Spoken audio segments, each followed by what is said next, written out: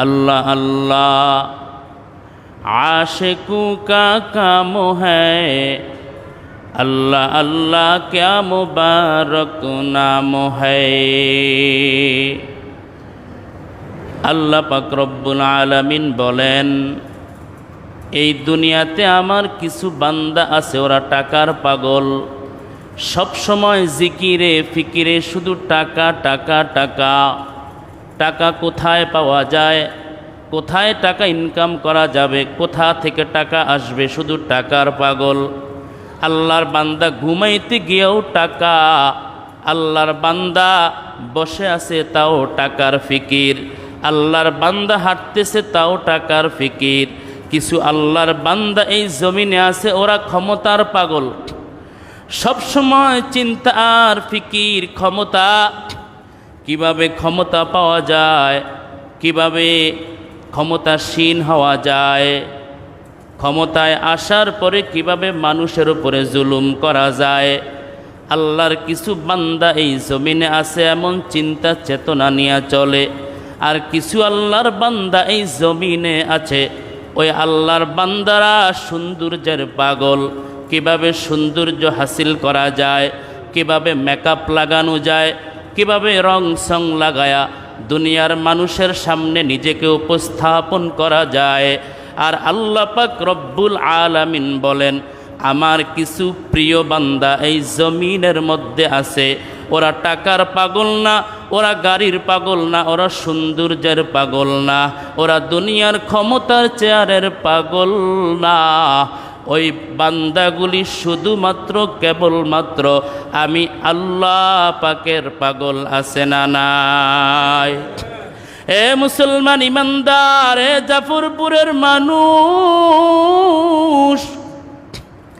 এ নবীর আশিকের দল, আমার আল্লাহ আপনার আল্লাহ কত ভালো আল্লাহ। আমার আপনার আল্লাহর মতো ভালো আর কেউ নাই, আমার আপনার আল্লাহর মতো দয়ালু আর কেউ নাই, আমার আপনার আল্লাহর মতো সৌন্দর্য আর কেউ নাই। আল্লাহ পাক রব্বুল আলামিন বলে, হে গোলাম, আমি আল্লাহ পাক রব্বুল আলামিন তোমাকে মানুষ বানাইলাম।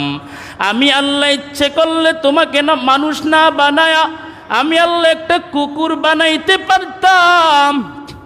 এ বান্দা, আমি আল্লাহ একটা ছাগল বানাইতে পারতাম, আমি আল্লাহ একটা গাভী বানাইতে পারতাম, আমি আল্লাহ একটা রাস্তার একটা আমি পাগল বানাইতে পারতাম, কিন্তু না, আমি আল্লাহ তোমাকে এত সুন্দর করে মানুষ বানাইলাম।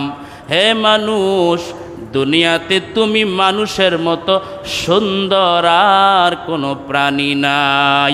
আল্লাহু আকবার। अल्लाह अल्लाह क्या मुबारक नाम है, अल्लाह अल्लाह आशिकों का काम है। अल्लाह अल्लाह तू मेरा सत्तारो है, अल्लाह अल्लाह तू मेरा गफ्फारो है। अल्लाह पाक रब्बुल आलमीन জানায়, হে গোলাম, আমি আল্লাহ রাতে তোমাকে ঘুম পাড়াই, তোমাকে ঘুম আর কেউ দেয় নাই, তোমাকে ঘুম দিয়েছি শুধুমাত্র আমি আল্লাহ। আবার আমি আল্লাহ সারা রাত ঘুম পাড়ায় আবার ঘুম থেকে সকালে জাগায়া দিলাম।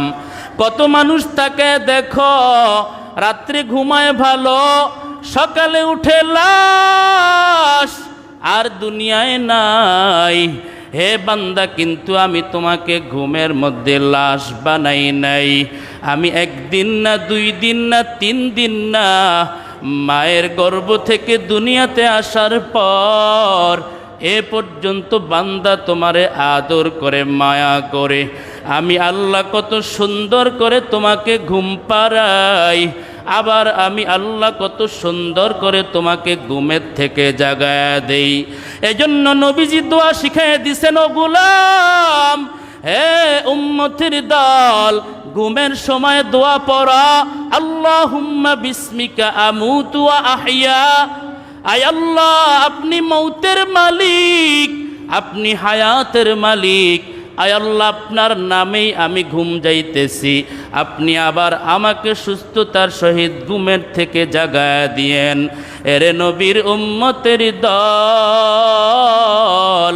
কত মানুষ ঘুমের ঘরে দুনিয়া থেকে বিদায় হয়ে গেল। বিকেলে একসাথে চায়ের আড্ডায় চা পান, সকালে শোনা যায় এলান নাই নাই নাই, দুনিয়াতে নাই, আল্লাহর বান্দা চলিয়া গেছে। বলে কি হইছে? কয় ঘুমের ঘরে মারা গেছে। এমন ঘটনা আমাদের এই কুমিল্লাতে আছে না নাই?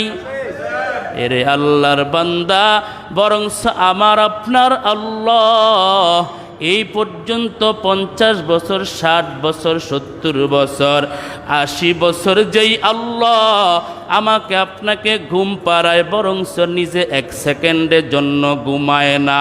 আল্লাহ কয় গোলাম, আমি আল্লাহ তোমাকে ঘুম দেই, কিন্তু আমি আল্লাহ নিজেই ঘুমাই না।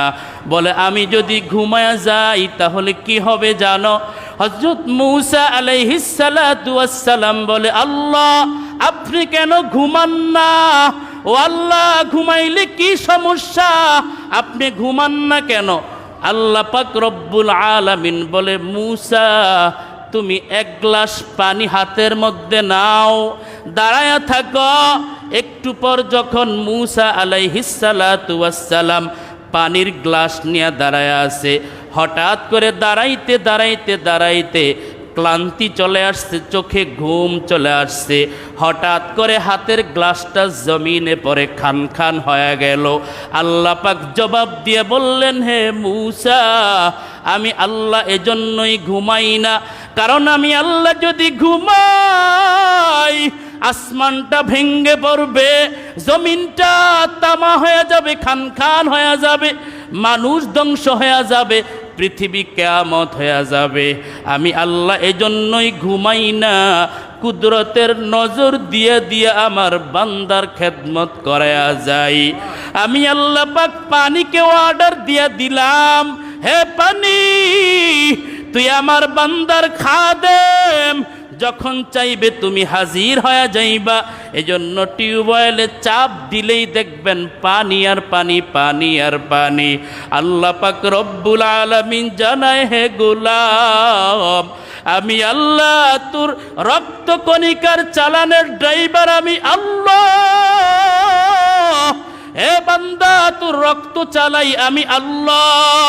একদিন এই রক্ত তোমার বন্ধ হয়ে যাবে, আর চলবে না। তোমার নাম হবে লাশ, আব্দুল করিমের লাশ, আব্দুর রহিমের লাশ, তাফাজ্জলের লাশ, অমুক বান্দার লাশ, তমুক বান্দার লাশ, আর নাম ধরে কেউ ডাকবে না।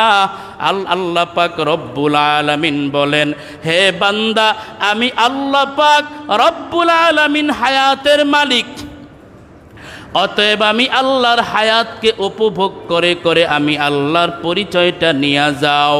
আল্লাহ বলেন, ইন্না আ'তাইনাকাল কাউসার ফাসাল্লি লিরাব্বিকা ওয়ানহার ইন্না শানিআকা হুয়াল আবতার। আল্লাহ পাক রব্বুল আলামিন সূরা কাউসারের মধ্যে বলেন, ইন্না আ'তাইনাকাল কাউসার, হে নবী, আমি আপনাকে সূরা কাউসার দান করেছি।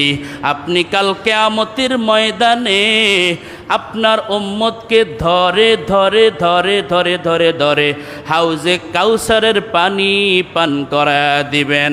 তবে সবাই হাউজে কাউসারের পানি পান করতে পারবে না।